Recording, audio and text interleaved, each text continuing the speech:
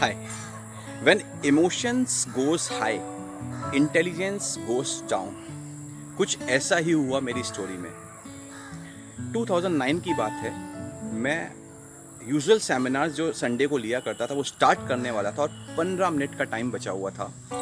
ठीक 15 मिनट्स पहले मेरे एक फ्रेंड का फ़ोन आया और वो मुझे बोलता है कि यार मुझे 14 ईयर्स अफ्रीका में हो चुके हैं और मैं अब है ना इंडिया में सेट होना चाहता हूँ और मुझे जॉब करनी है और बस मुझे फ्रेंच एक लैंग्वेज आती है। तो क्योंकि उसका जो घर है वो मेरे ऑफिस के बहुत ही क्लोज था तो वो जल्दी से मेरे पास में आ गया मिलने के लिए और 15 मिनट्स में सेमिनार भी स्टार्ट होने वाला था। तो मैंने कहा यार एक काम करते हैं, तू सेमिनार में बैठ जा।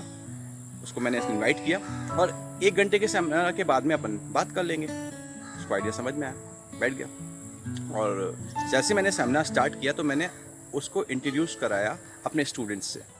और जब मैंने उसको इंट्रोड्यूस कराया और उसने ये बात बताई कि मैं ना फ्रेंच जानता हूँ, तो स्टूडेंट्स एक्साइटेड हो गए लैंग्वेज सीखने के लिए और उन्होंने उससे कुछ वर्ड्स पूछना स्टार्ट कर दिए। फ्रेंच लैंग्वेज की इंपॉर्टेंस तो मुझे पता थी, लेकिन उसका जो पैशन मैंने पहली बार देखा था। तो स्टूडेंट्स उससे क्वेश्चंस पूछते जा रहे थे और वो बोर्ड पर लिखता जा रहा था। गुड मॉर्निंग को बूशू बोलते हैं, ऐसे हाउ यू कम कोमोसावा बोलते हैं। मैंने भी ये वर्ड्स पहली बार सुने थे, लेकिन मेरे दिमाग में एक आइडिया है कि क्यों ना हम अजमेर में लैंग्वेज की क्लासेस स्टार्ट करें। मेरा टीचिंग का काम है और उसको भी जॉब चाहिए और मेरा ज़्यादा कंसर्न था उसको एम्प्लॉयमेंट मिले। मेरा फोकस ज़्यादा उस तरफ था क्योंकि मैं इमोशनली डिसीजन लिया करता था पहले।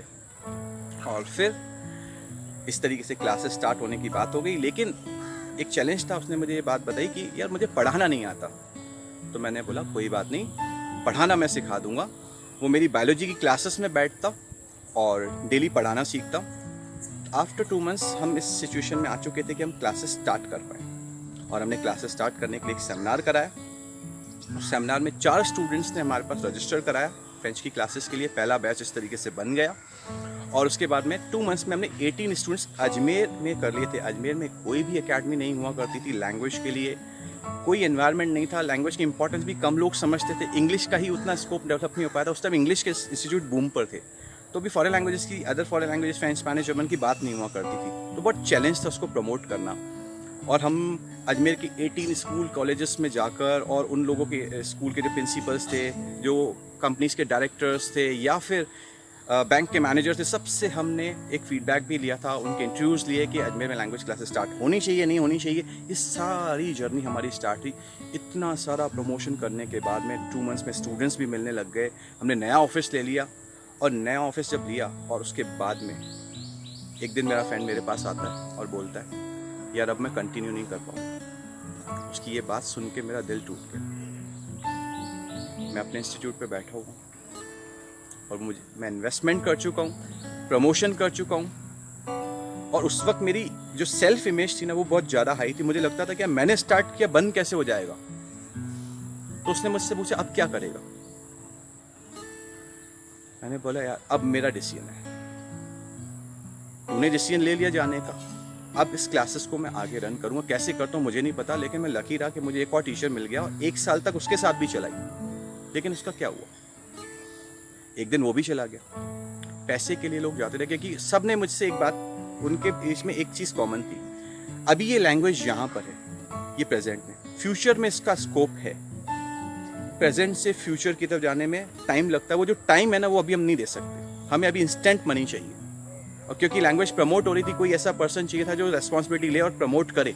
कैसे किया जाए, मुझे लैंग्वेज आती नहीं। तब मैंने डिसाइड किया कि यार ये लैंग्वेज सीखनी चाहिए। लेकिन एक दिन मैं इंस्टीट्यूट पे अकेला बैठा था और बहुत परेशान सा था क्योंकि अब मेरे पास लैंग्वेज टीचर नहीं है, बोर्ड्स लगे हुए हैं, लैंग्वेज मुझे आती नहीं है। अजमेर में कोई लैंग्वेज का टीचर है नहीं, कोई यूनिवर्सिटी में क्लास चलती नहीं है।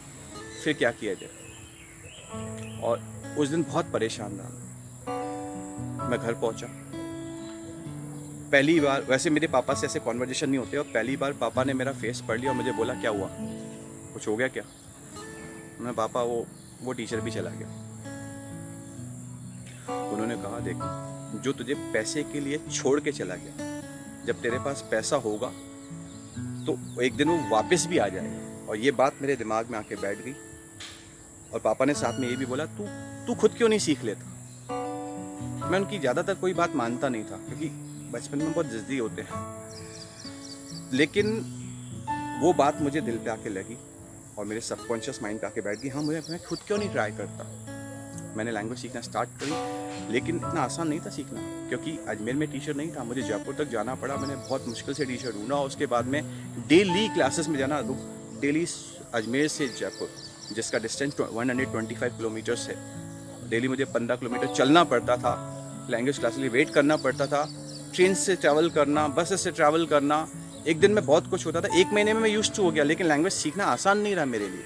लेकिन मैंने सीखी और उसका रिजल्ट भी मुझे मिला।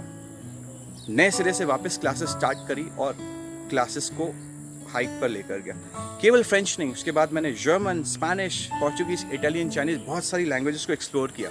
लेकिन वो जो पहली जो स्टार्ट होती है ना, पहला जो स्टार्ट होता है वो बहुत डिफिकल्ट होता है। पहला स्टेप साइकिल का, जो पैडल जो हम पहला मारते हैं, उसके बाद तो साइकिल बड़ी स्मूथली चलती है, तो हम वहाँ पे स्टक हो जाते हैं। कई बार है ना, लैंग्वेज में लोग मेरे पास सीखने के लिए आते हैं और बोलते हैं कि हमारे पास स्टाफ है, इनको ट्रेन कर दो, या वी हैव टीचर्स। लोग बोलते हैं, इसकी इंपॉर्टेंस सबको पता है, लेकिन लैंग्वेज जब आप नहीं सीखते हो ना, परसेप्शन भी डेवलप होता है। तो सीखने में सबसे इंपॉर्टेंट चीज़ है, टाइम भी देना पड़ता है, पेशेंस भी रखना पड़ता है। आज 11 साल बाद चीज़ें बदल गई, आज स्टूडेंट्स बहुत सारे हैं, लैंग्वेजेस भी बहुत सारी हैं। लेकिन जब ये एक बार वापस टाइम मेरे पास में आया कि ऑफलाइन क्लासेस बंद हो गई कोरोना की वजह से, और मैं वापस उसी मोड पे पहुंच गया, अब ऑनलाइन कैसे जाना। इस चीज़ में मेंटोरिंग की भी रिक्वायरमेंट है, टेक्निकल स्किल्स की भी रिक्वायरमेंट। मुझे वीडियोस बनाना नहीं आते थे। आज जो आप जो कॉन्फिडेंस देख रहे हैं, ये पहले नहीं था, ये आया उस टाइम से जब मैंने पहली बार एक प्रॉब्लम को फेस किया। तो मैं पहले जो डिसीजंस लिया करता था इमोशंस पे, और अब करता हूँ इंटेलिजेंस पे। तो मैंने कुछ चेंज नहीं किया, the only thing I change that I transform. और लर्निंग ही एक ऐसा तरीका है, अगर आपको अर्निंग करनी है तो लर्निंग।